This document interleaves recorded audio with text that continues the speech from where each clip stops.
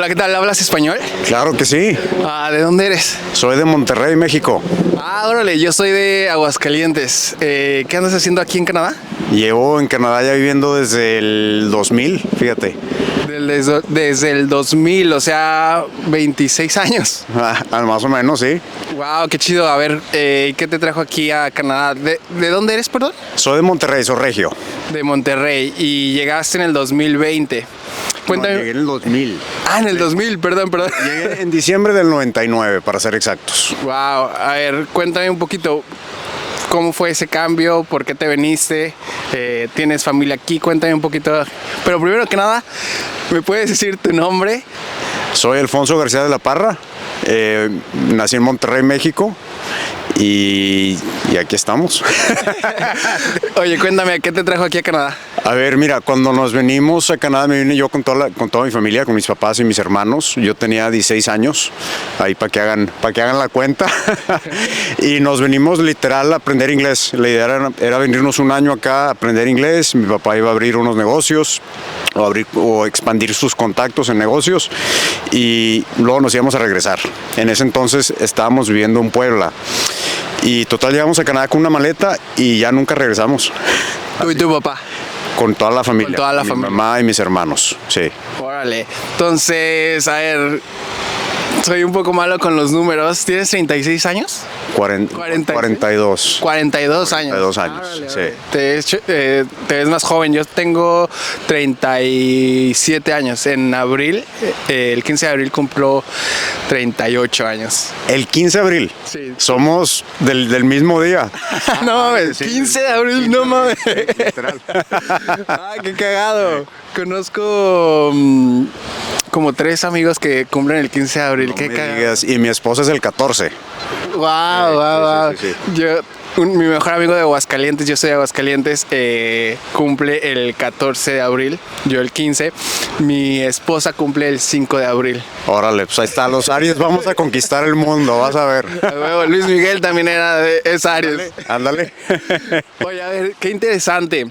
No sabía que tu papá también y todavía vive aquí tu papá. Mi papá ya falleció. Sí. Lo siento. ¿A qué se dedicaba tu papá? ¿Cuál era la intención? ¿Qué negocios querían abrir aquí en Canadá? Mi papá tenía una maquiladora. Maquilaban ropa para diferentes marcas americanas en un pueblo, en una ciudad, no era un pueblo, una ciudad cerca de Puebla. Y él venía acá, dijo, vamos a tener la oportunidad de que ustedes aprendan inglés y yo tratar de agarrar nuevos contratos, hacer nuevas conexiones canadienses. Tenía la intención de expandirse a Canadá, básicamente. Órale, qué chido. ¿En qué ciudad en qué ciudad, pueblito cerquita de Puebla? ¿Cholula? Se llamaba, no. Cholula está pegadito a Puebla, es que es básicamente casi Puebla. Se llamaba Tecamachalco. O se llama Tecamachalco, la ciudad. Tecamachalco. Sí. ¿Y cómo les fue? ¿A qué se enfrentaron? Tú estabas bien chavo, tenías 16 años. ¿Qué recuerdas de tu primera vez que viniste aquí a Canadá? Fue un choque, o sea, al principio llegas súper emocionado, pensábamos que ya teníamos los permisos de estudiante, tenías sus permisos no me acuerdo, un permiso que daban antes para poder venir a quedarte y abrir negocios, pero no te dejaban trabajar, no nos dejaban encontrar trabajo, básicamente. Puedes abrir negocios y traer negocios e inversiones, pero no te dejaban trabajar. Entonces, ese fue el primer choque que llegamos y como llegamos a la mitad del semestre escolar, ya avanzado, no nos dejaron entrar al colegio. Entonces, imagínate, llegas de 16 años y quieres entrar al grado 11, como le dicen acá, y no te dejan entrar. Entonces, nos pusimos a hacer otras cosas, nos pusimos a aprender a esquiar, a aprender a hacer snowboard, a estar mucho tiempo en familia. Mi papá estaba enfocado en lo de los negocios y aprender inglés, nos enfocamos mucho en eso. Y sí, o sea, y luego ya obviamente ya se pudo entrar a la escuela, todo eso, y nos ¿Se establecieron un poco más? Más o menos sí, nos establecimos, como quien dice, y empezamos como a encontrar el caminito, y luego fue al año que decidimos entre todos, entre familia, mis papás, en ya aplicar para quedarnos permanentemente en Canadá y ya no regresar a México. ¿A qué ciudad llegaron? Llegamos, fíjate cómo son las coincidencias, llegamos a Canmore. Canmore es una ciudad muy chiquita, es un pueblito cerca de Banff, a las afueras de Banff, precioso. Pero llegamos ahí porque por una conexión que teníamos que nos recomendaron Calgary. Pero mi papá ya había estado por Canadá y le gustaba mucho Canmore y dijo, bueno, Canmore está cerquita de Calgary. Ahí fue donde llegamos. Wow, nos siguen personas de México, de Estados Unidos, de Latinoamérica. Para todos los que no ubiquen Canmore, googleenlo. Igual les paso unas fotos por aquí, pero está hermoso. Llegaron al verdadero canadiense que nos venden a todo mundo, ¿no? Ajá. Ahorita estamos en Kelowna, está muy bonito, pero Canmore, Banff es de las zonas más especiales que tiene Canadá. Canmore es muy especial, hasta Arnold Schwarzenegger tiene una casa ahí. Es muy especial porque tienes a las Rocky Mountains de fondo, tienes el Parque Nacional de Banff a 25 minutos y tienes a Calgary a 45 minutos. Hay ríos, hay montañas, es un pueblo, si te gustan los outdoors, es el pueblo. Ahí debes de ir. Es la ciudad, sí. Oye, y ya me imagino que le aprendieron súper bien a todos los deportes extremos, al snowboard. Sí, o sea, yo soy apasionado del snowboard, hasta hoy es mi deporte que practico y junto con mi familia, todos son o esquiadores o snowboarderos y todos los fines de semana estamos en la montaña. No, es que perro, y aquí en Big White que está una hora. A menos, está a 45 minutos de la casa. Big White está literal para allá, para los que están viendo el video. No, pues qué chido. ¿Y cuánto tiempo estuvieron en Canmore? ¿A qué otras ciudades se fueron? En Canmore realmente pasamos solo ese invierno, el invierno del 2000, y luego ya nos fuimos para Calgary. Y en Calgary ya empezamos bien el año escolar, en septiembre del 2000, y ahí fue donde ya hicimos Calgary nuestra segunda casa, básicamente. ¿Empezaste prepa en Calgary? Ya la venía ya a acabar en Calgary, básicamente. Ya estaba a mediados de prepa. ¿Y cómo fue ese cambio cultural? Tengo familia en Montreal. Primos que son 4 primos. Mi tío y mi tía tienen 4 hijos. Y a ellos les tocaron unos en prepa, unos en secundaria, 2 en prepa y 2 en secundaria, y me han contado que a los de prepa les fue bien, pero a los que le batallaron un poquito más en adaptar fueron a los de secundaria. ¿A ti cómo te fue? Mira, los que más fácil se adaptan o los que más rápido aprenden el inglés, entre más chavo estés, más rápido tu cerebro, o sea, tienes más neuroplasticidad, más fácil aprendes el idioma. La que más se adaptó más rápido fue mi hermana, que era la chiquita, que en ese entonces tenía 12 años. O sea, al mes ya sonaba como gringa, así como canadiense, hace cuenta, ya sin acento, ¿no? Y a mí hasta ahora no se me quita el acento en inglés. Batallas un poco porque yo creo que como mexicano sientes que sabes inglés, ¿va? Porque ves películas en inglés, ves programas en inglés, de repente dices una que otra palabra en inglés. Entonces piensas que vas a llegar a Canadá y vas a hablar inglés perfectamente y te das cuenta que no. O sea, a mí lo que me pasa es que yo entendía todo y cuando quería decir algo, era como si tuviera un nudo en la garganta, así como que no me salían cómo construyo esta frase, esta oración, o sea, no me salía. Ese fue el primer obstáculo, ¿no? El aprender bien a comunicarte, que luego te das cuenta que en realidad te tiene que valer madres. ¿Se pueden decir maldiciones en tu entrevista? Que te tiene que valer madres lo que la gente piensa, ¿no? O sea, eso generalmente son ideas que nos metemos a la cabeza. Es que voy a sonar muy estúpido con mi acento todo mexicano, así fuerte. Pero cuando llegas al punto que ya te vale madres, es cuando te empiezas a soltar. Totalmente de acuerdo. Entre mexicanos a veces nos echamos mucha carrilla de los acentos cuando nos escuchamos hablar inglés en las escuelas, porque pues sí está cagado ser puros mexes en la escuela y hablar inglés y medio cortado. Ajá. Pero ya cuando sales, en tu caso a un país extranjero, la verdad es súper importante que te valga madres tu acento, que te valga madres tu nivel de inglés. Exacto. Es muy importante quitarse la pena, darte a entender como quieras, como puedas, Y eso te va a ayudar a poco ir aprendiendo inglés. Yo valoro mucho a las personas que salen de México o de otro país sin el idioma extranjero. Ajá. Y se comunican más y más fácil que otras personas que ya medio saben el idioma extranjero. Y nada más el gran acierto es que les vale madres, que no tienen pena y no tienen miedos, ¿no? Y lo bonito de Canadá, fíjate que es que la gente, como es un país tan multicultural, a la gente le gusta eso. Te das cuenta que la gente quiere saber de dónde eres, de dónde viene tu acento, te preguntan cómo llegaste. Entonces, eso como que luego vas viendo, es un sentimiento muy padre porque luego dices, ok, a la gente sí le gusta esto, ¿verdad? No es como en otros países que a veces sentimos más, pues a veces tenemos mucha idea metida de que el racismo y de que nos están juzgando. Y aquí no, aquí es al revés, aquí Canadá es un país muy acogedor. Totalmente de acuerdo. Ahorita es muy difícil hacer un comentario de cómo ha evolucionado esa parte. Hace 2 años yo estaba súper convencido que eran otros tiempos en donde los mexicanos o la multiculturalidad era muy bien recibida alrededor del mundo.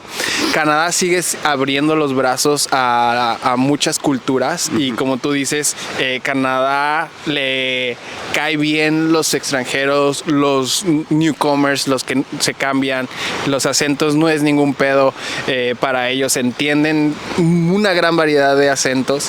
Pero pues sí, la situación ahorita geopolítica está cambiando muy cabrón. Ok, y luego, ¿cuánto tiempo duraste en Calgary? Y cuéntame un poquito más de eso. ¿Te cambiaste aquí a Kelowna después de Calgary o qué pasó? En Calgary, pues básicamente me vine a Kelowna hace 10 años, en el 2015. En Calgary, pues acabé el high school, mis estudios. ¿Qué estudiaste? Estudié, no lo acabé, pero yo quería hacer una maestría, quería ser fisioterapeuta. ¿Verdad? Me metí, ya sabes, con esa idea de también que tienes esa presión, pues a veces de tus mismos papás o de tu misma familia, que tienes que estudiar, tienes que ir a la universidad.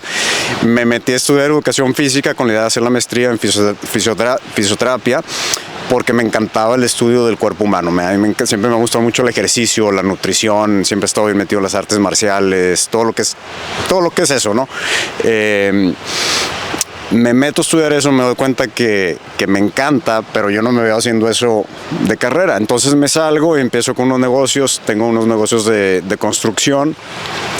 Llega la crisis del 2008-2009, ¿no te acuerdas? La crisis de los mortgages de Estados Unidos, y arrasa con todo Canadá, me tumba todos mis contratos, no me sale nada y me llega la oportunidad de entrar al mundo de la aviación, específicamente en una compañía de helicópteros. Necesitaban a alguien que les ayude con las compras y ahí me contratan porque tenía ya pues experiencia en negociación, números, negocios, y me contratan, ya me quedo y ahí construyo mi carrera, regreso a la escuela a reforzar mis estudios en Supply Chain Management, dentro de otras cosas. ¿Estudiaste aquí en SAIT? Eso fue en SAIT, en Calgary. En Calgary. SAIT es una de las escuelas, es muy enfocada a estudios como enfocados en ciertas cosas, no es tanto como acá le llaman, a los que no conocen, acá le llaman mucho los trades. Okay. Son como estudios más enfocados en una ingeniería específica, por ejemplo, ¿no? Yo me enfoqué en Supply Chain Management, que es la cadena de suministros, ¿no? Está interesante. Y entonces me meto ahí, me encanta el mundo de la aviación, me enamoro de los helicópteros, siempre me queda la espina de los negocios, de las inversiones, de cómo hacer más varo, cómo hacer más dinero. Siempre fui, me considero que desde pequeño siempre fui muy emprendedor en ese estilo, con muchas ganas de salir adelante, más que nada. Qué chido. Perdón que te interrumpa, ahí nada más te voy a dar un dato. Mi tío es el que te digo que vive en Montreal. Ahorita está trabajando en Bombardier. Desde México era piloto. Trabajó en varias partes ahí en México y hace como quizás 20 años se fueron a vivir a Montreal porque lo contrató Bombardier como instructor de otros pilotos y Pues si nada, te quería dar ese dato. Es que ahí está la planta principal de Bombardier. Qué buena onda. Entonces te digo, entro al mundo de la aviación. Hace 10 años me jala otra empresa acá de helicópteros y fue cuando decidimos dar el brinco. Mi esposa y yo tenemos un hijo y una hija, y en ese entonces estaban chiquitos. Decidimos dar el brinco. Mi esposa tenía unos negocios en Calgary con su mejor amiga de boutiques de vestidos de novia, y decidimos es ahora o nunca, ¿no? Ya sabes, los chavos se ponen más en la edad de los adolescentes, con el novio, con la novia, y luego es más complicada la movida. Y bueno, nos resultó el brinco, ¿no? O sea, nos dimos así el brinco sin conocer a nadie acá, sin tener a nadie. Se dice fácil, pero no es fácil, porque dejas todo tu círculo de apoyo. Acuérdate que en Calgary, yo como llegué ahí con mi familia, pues están mis hermanos, estaban mis papás y todos los amigos que teníamos. Dejas todo atrás y vienes a una ciudad nueva, a arrancar otra vez. ¿Ya conocías aquí Kelowna? Lo había conocido, sí, tuve la oportunidad de haber venido un verano y me enamoré de Kelowna. Siempre se me quedó, para que veas cómo es el poder de la mente, siempre se me quedó la espina acá atrás. Dije, si algún día me voy de Calgary, que yo pensé que nunca me iba a ir, podría ser acá. Qué chido. A ver, y para los que nos están viendo, que no conocen Calgary, yo nada más he ido horas de trayecto. ¿Cómo es el estilo de Calgary? El estilo de vida de Calgary. Calgary es una ciudad muy bonita, está al costado también de las Rocky Mountains, tienes a Banff a 1 hora. Es una ciudad que se construyó a base del petróleo. O sea, es la industria petrolera fuerte de Canadá está en Calgary, en Alberta, que es la provincia de Alberta, que siempre ha sido una provincia pro-petrolera. Entonces, Calgary tuvo un boom muy grande, hubo mucho dinero y todavía lo hay gracias a la industria del petróleo, ¿no? Entonces hay muchas compañías grandes. El centro es un centro muy, muy robusto, muy grande, donde tienes a compañías del calibre como los edificios centrales, como los de Cenovus, como los de Shell, para darte un ejemplo. Hasta PetroChina está ahí, ¿no? Entonces es un centro es petrolero, o sea, es básicamente petrolero. Y me imagino que hay mucho movimiento de dinero, la economía es de las fuertes. Calgary está en la provincia de Alberta, ¿no?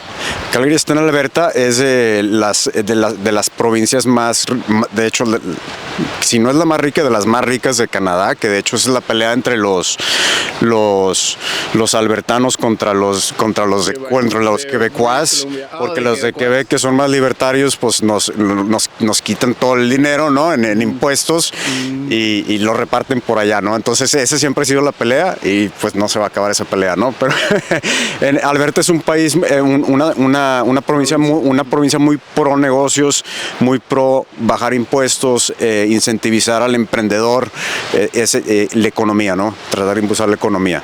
Órale. Qué interesante todo lo que me estás contando. Y entonces tomaron la decisión de moverse aquí a Kelowna, seguir con el negocio que tenían tu esposa y tú de la boutique de ropa. Cuéntame, ¿cómo eran esos días que se movió toda la familia aquí a Kelowna? Pues siempre es estresante, ¿no? Cuando haces un cambio tan grande, ¿no? Y a veces no salen las cosas como te las imaginas o tan fácil como te las imaginas. Pero fue muy padre venir en familia a la aventura. Entonces, todos los obstáculos que te da la vida y la movida, pues son lecciones y está muy padre enfrentarlos todos en familia. Con mi esposa siempre ha sido súper, nos apoyamos mucho mutuamente. Eso sí, siempre seguimos las locuras de los dos. Es ya sabes, la perfecta partner in crime para mí. Entonces ella fue, de hecho, cuando yo lo estaba pensando, ella fue la que me dijo, no hombre, vamos. O sea, ella fue la que me dio el empujoncito. Qué chido, hace un buen equipo y entre los dos se empujan, se respaldan. Qué bueno. Eso es bien importante en todas las relaciones, pero pues obviamente en las del matrimonio, indispensable. La decisión más importante que puedes tomar en tu vida es con quién te vas a casar. Totalmente. Así de sencillo.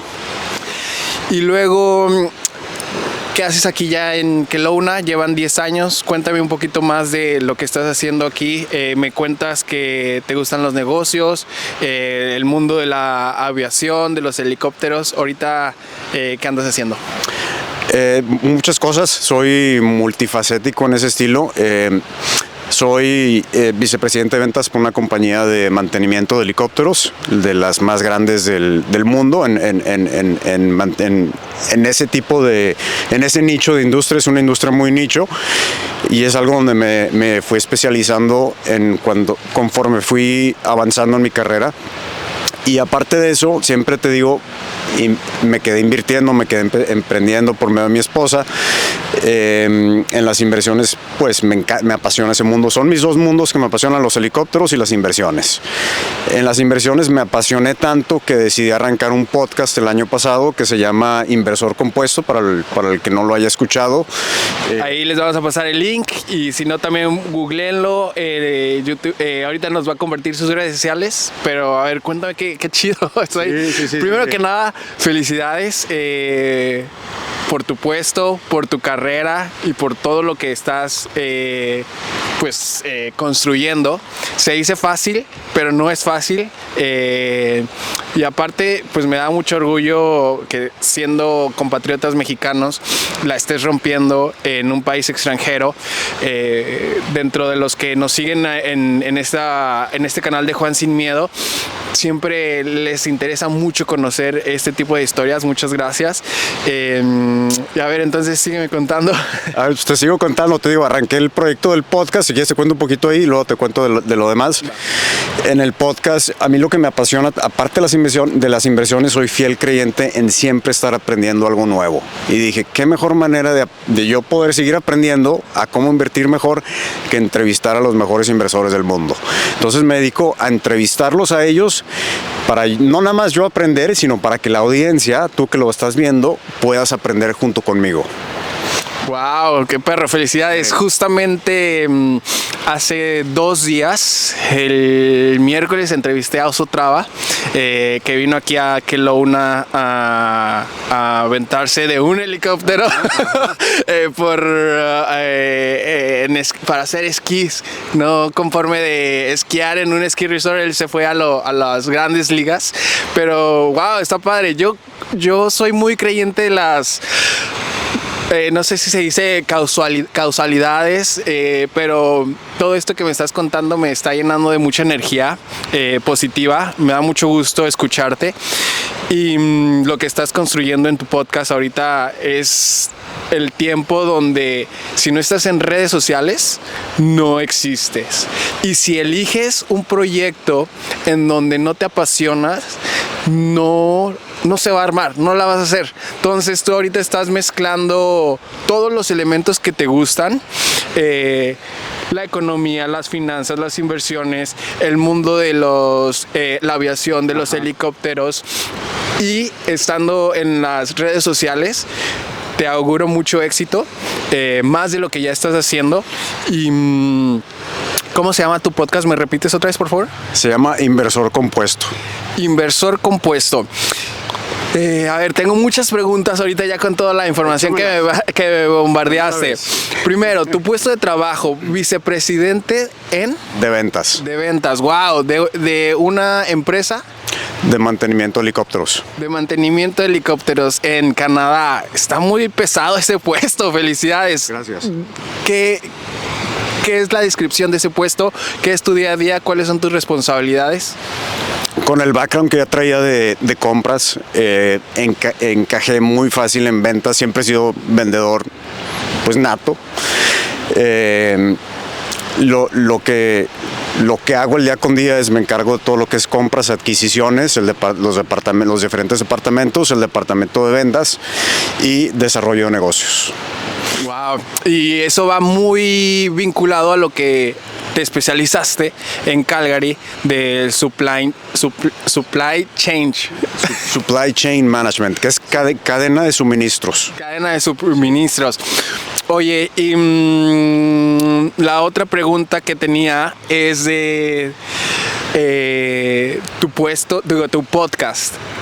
¿por qué nace la idea de crear un podcast y a qué tipo de entrevistas, temas tocas? El podcast es una amalgama de todo lo que creo y lo que me gusta. Son muchas cosas, te las voy diciendo de una por una. Una es, yo no soy muy creativo. Es una manera para yo empezar a explorar ese lado creativo de mi lado. Pues digo, yo ya te había contado a ti, pero yo no tengo nada, no tenía nada de experiencia con redes, con qué es un micrófono, cuáles son los diferentes tipos de sonido, qué cámara usar, cómo editar, todo eso. Eso yo no sabía nada, me tocó aprenderlo todo, ¿no? Entonces explorar un poquito el lado creativo y no estar tan centrado en hacer tan como robotizado, ¿no? Como los números, las finanzas. Ajá. O como en lo administrativo, digamos. En lo administrativo, sino más que nada crear algo, ¿no? Entonces de ahí nace el podcast. Dos, sigo aprendiendo junto con la audiencia. Me encanta, yo creo que en lo que te guste siempre tienes que dar un paso más cada día, hacerte 1% mejor cada día y en 3 años vas a ser una persona totalmente diferente. Entonces el seguir aprendiendo es otra gran cosa. 3, independencia financiera. Yo creo que todos debemos tratar de alcanzar la independencia financiera. Vivimos en una época donde ya los gobiernos ni el que te da empleo se va a hacer cargo de ti. Entonces vas a llegar a la edad del retiro y si no tienes tus finanzas en orden, pues muchos no se van a retirar. Es así de sencillo, sin sonar tan dramático, pero aquí, clásico ejemplo, vas al Walmart o al Superstore y quién está trabajando, los viejitos. O sea, yo he visto viejitos, una vez le pregunté a uno, ¿cuántos años tienes? Me dice 75 y siguen trabajando. Entonces, gran parte es ayudar a la gente a resolver un poquito ese problema. El nombre de tu podcast, Inversor Compuesto. Te voy a ser bien sincero. Dime. Yo a lo contrario de ti, que tú estás haciendo un podcast para desarrollar tu lado más creativo, yo empecé mi propia empresa para desarrollar mi lado más financiero, de emprendimiento, yo como que siempre pero ya dominaba mucho la parte creativa, administrativa de proyectos. Yo soy productor, productor de animación y productor de live action. Llevo ya más de 15 años haciendo esto, pero antes lo hacía para otras empresas. Okay. Y yo como que siempre decía, no mames, ¿por qué no hacen esto mis jefes de trabajo, mis patrones? ¿Por qué no traen este tipo de clientes? ¿Por qué no? O sea, como que siempre me tocaba estar en mancuerna con los dueños de las empresas, crecer las empresas, crear las líneas de producción. Hasta que hace 3 años, cuando cumplí 35, aquí en Kelowna dije, ya, voy a crear mi propia empresa y ahora sí me voy a meter a los chingadazos. Y no mames. No lo hubiera hecho. No sé, bueno, si me hubieran dicho, va a estar así de perro o de difícil, la neta no lo hacía. Y la neta, estando en Canadá, menos. ¿Por qué? Porque hay buenas empresas, los sueldos están muy bien, pero la satisfacción personal que ahorita estoy teniendo de estar construyendo algo y de que mi mente está en putiza, la neta lo valoro y espero que algún día rinda frutos a como antes estaba. Pero a lo que voy yo es, ya me fui un poquito de mi tren de pensamiento. El nombre de tu podcast, sí. Inversor Compuesto. Yo la neta no sabía y no sé si hay una diferencia entre inversor, inversionista o investor. A ver, cuéntame un poquito qué significa la palabra inversor. Te cuento de dónde viene el nombre, pero primero que nada, felicidades, porque arrancar tu propio negocio pues no es fácil, no es nada fácil. O sea, es el rate de fracaso es gigantesco, ¿no? Entonces, y no es para todos. Tienes que tener esa espina. Yo creo que hay ciertas personas como tú que tienen esa espina que no te la vas a sacar a menos de que intentes abrir tu propio negocio. Totalmente de acuerdo y muchas gracias por las felicitaciones. Y algo que me mantiene muy firme es que los problemas que ahorita yo estoy pasando como emprendedor o como empresa, mi empresa se llama Valiente, genero creación de contenido y proyectos creativos. Los problemas que me estoy enfrentando ahorita son los mismos que mis jefes o los dueños o los patrones a los que trabajas se enfrentan. Ajá. Entonces, lo que me mantiene ahorita muy firme es de que la neta sé resolver muchos problemas y me encanta resolver los problemas.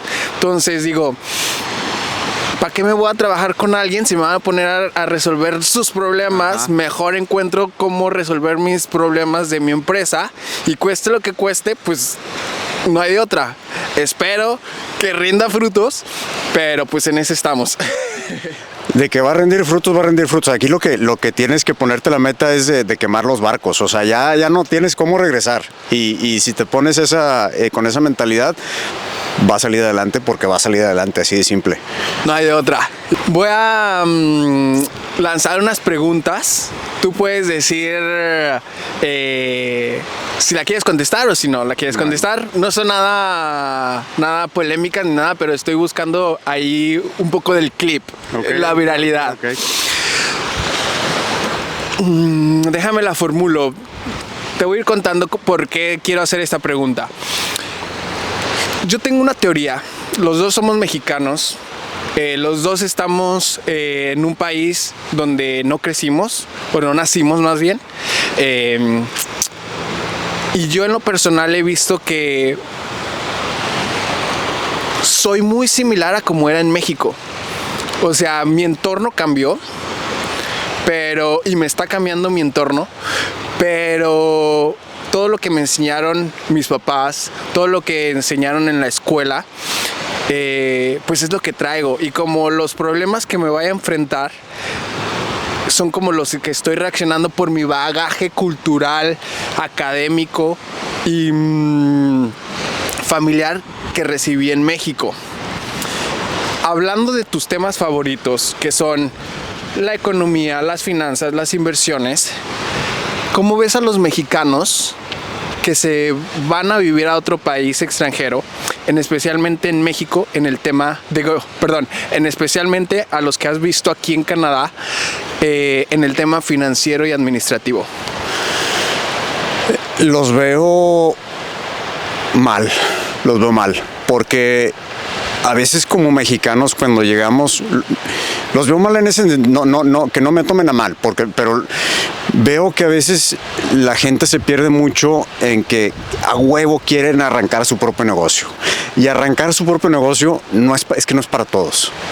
No es para todos. Y estando aquí en Canadá está bien cabrón. Qué bueno que tomas ese tema.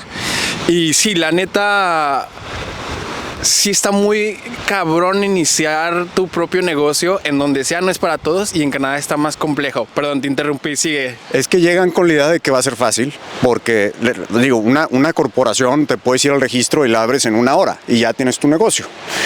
Pero, ok, luego agárrate tus clientes, el marketing, tu overhead, cómo vas a gestionar problemas. O sea, no es nada más ponerle un nombre y comprarte una camioneta y ya tengo mi negocio de hacer pintura de casas. Es más, o sea, hay mucho más que todo eso. Entonces la gente piensa que es muy fácil porque ya traen un skill que pueden hacer. Entonces el skill es una cosa. Es más, de hecho, como decimos siempre en los negocios, las ideas valen madres. Es la ejecución, es cómo vas a ejecutar esa idea. ¿Cuál es tu plan? La gente a veces abre un negocio sin tener un business plan. Entonces, no tienes, es como querer construir una casa sin tener un plano hecho, ¿no? ¿Cómo lo vas a construir? Pues no, van a ser 3 palos mal parados, ¿no? Y se te va a caer. Entonces yo lo que predico es, no abras tu propio negocio a menos que seas ese del 1% que sí realmente quiere abrir su propio negocio y sí la va a hacer funcionar como tú. Tienes que sentirlo muy por dentro, que sí lo puedes hacer funcionar. Y si lo vas a hacer, hazlo con todo. Y como te dije, quemas los barcos. Para el otro 99%, que hasta yo me incluyo en ese 99%, la inversión es lo más seguro. Agárrate una chamba, hazte el pro más pro que puedas en esa chamba. Intenta subir tus ingresos, tus salarios, súbelo lo más que puedas. Aprende a ahorrar. Y del ahorro, ahora sí vamos a ponernos a invertir. ¿Ya? Entonces ya empiezas a generar una estabilidad donde ya puedes empezar a ahorrar, puedes empezar a invertir y te volteas a ver 10, 20 años para atrás y vas a ver que ya vas a tener un mini imperio personal. Si tú eres un mexicano que vas a vivir a otro país, la gran diferencia para mí, en lo personal, la gran diferencia de emprender en México y emprender siendo migrante en el extranjero, especialmente en Canadá, es que en Canadá te pueden consumir los gastos fijos, te pueden consumir... En los gastos fijos entran los sueldos, las rentas y los pagos que tienes que hacer mes con mes. En México también, pero el pedo es que México tiene una economía y unas reglas más flexibles que Canadá. Canadá no tiene reglas flexibles, las tiene súper estructuradas y todos los empleados que tengas en Canadá deben de estar registrados, asegurados y el pago está supervisado o está regulado con un pago mínimo. Entonces, eso para los mexicanos es otra historia, a diferencia de México, cuando venimos a emprender aquí. Y cuesta trabajo asimilar lo que implica, pero va muy de la mano con lo que estás diciendo. No tienen consciente todos esos gastos. Y luego también otro error que veo mucho, empiezas a generar dinero, empiezas a trabajar. ¿Y qué empieza a pasar? Los bancos te empiezan a ver como target, ya como te tienen en la mira. Entonces te empiezan a soltar la tarjeta de crédito. Te empiezan a soltar un préstamo para que te compres un carro. Y como buen consumidor, no nos vamos por el carro más barato, nos vamos hasta el tope, por la camionetota del año, por el carrazo del año, ¿no? Y nos vamos enganchando, solitos nos ponemos esa horca, que también pasa con las casas, nos metemos en un mortgage de 30 años y ya tenemos una horca acá que nos autoesclavizamos a la deuda. Entonces hay que estar muy conscientes que la deuda es autoesclavizante si no la sabes manejar. Totalmente. El otro punto que manejaste, que también quería irme, pero no interrumpirte, es que les diste un muy buen consejo. Vente un poquito más acá. Ahí, mero. Les diste un muy buen consejo. Si vas a salir de México y te vas a venir a Canadá o a otro país, no emprendas en chinga. Aprende todo lo que tengas que aprender del nuevo país. Y en específico, inclusive en México, este es un consejo para todos los emprendedores que ya están cansados de su trabajo o que les mueve de emprender. Les dijiste, inviertan. Y si quieren, yo les diría ahí, sí, inviertan. Y si quieren convertirse en emprendedores, conviértanse en emprendedores siendo empleados. Eso... Si yo hubiera entendido eso hace 3 años, otra historia estuviera contándote ahorita. Si yo hubiera tenido esa noción de lo que era emprender, me hubiera quedado de empleado y hubiera hecho inversiones. Y también acuérdense, el empresario o el dueño de empresas es quien hace la estructura para generar el ecosistema dentro de su empresa, no el que está en chinga haciendo las cosas. Entonces, si tienes el ingreso fijo de tu empleo, invierte en tu empresa, págale a alguien para que haga ese trabajo que tú estás construyendo para los negocios de tu empresa, ¿no? Por ejemplo, yo hubiera podido quedarme en un estudio de animación o en un estudio en una empresa y si ya hubiera sabido que la neta ahorita sé mucho más cómo hacer una estructura de una empresa de medios, Ajá. pues ya contrataba o contrato a la gente que necesito para que hagan los servicios que estoy proveyendo. Sí, porque ya, o sea, cuando te haces un empleado, lo dijiste perfectamente, o sea, estás agarrando experiencia que luego la puedes explotar para tu beneficio. Ya si te quieres seguir subiendo de nivel como empleado o lanzarte independiente, pues ya traes toda esa experiencia bajo tu cinturón, ¿no? O sea, es clave.